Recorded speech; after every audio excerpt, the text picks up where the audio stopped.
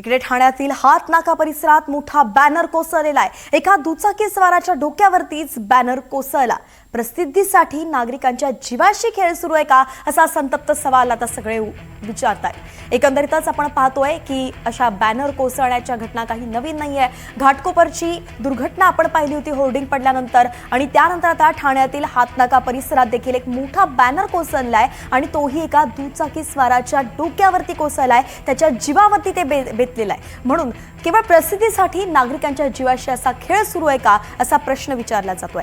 म्हणून पुन्हा एकदा मोठे होर्डिंग्स बॅनर यांचा प्रश्न ऐरणीवरती येण्याची शक्यता आहे। त्यांची तपासणी करण्याची आता मागणी देखील केली जाऊ शकते।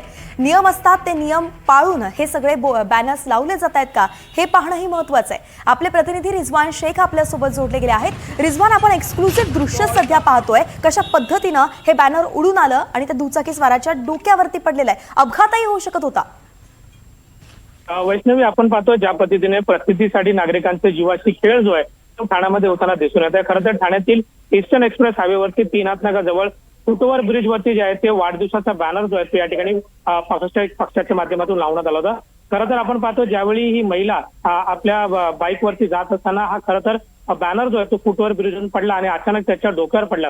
खरं तर महिलेला देखील लागलेला आहे आणि महिलेला देखील जवळच्या रुग्णालयामध्ये त्याचा उपचार सुरू आहे। परंतु अशा पद्धतीने ठाण्यामध्ये मोठ्या अनधिकृत पद्धतीने बॅनर जो आहे तो लावण्यात येतो, त्यामुळे महापालिकेच्या माध्यमातून अशा ज्या बॅनर आहेत त्यावरती कुठलीही कारवाई केली जाणार ते देखील पाहणं महत्त्वाचं आहे। आणि महापालिकेच्या माध्यमातून एक गाईडलाईन देखील जारी करायला पाहिजे की जेणेकरून पुन्हा एकदा अशा पद्धतीची अनधिकृत पद्धतीने ठाण्यामध्ये सुटसुटाट जे बॅनर लावण्यात आले त्याच्यावरती कारवाई महापालिका कधी करणार तेच पाहणं महत्त्वाचं आहे। वैष्णवी, अर्थातच रिजवान, अशा घटनांवरती खरं तर कार्यवाही झालीच पाहिजे आणि नियम सुद्धा कडक झाले पाहिजे। जे नियम आहेत त्यांचं पालन होतंय की नाही याची देखील वेळोवेळी तपासणी होणं गरजेचं आहे। या घटनेतून तर हेच दिसतंय।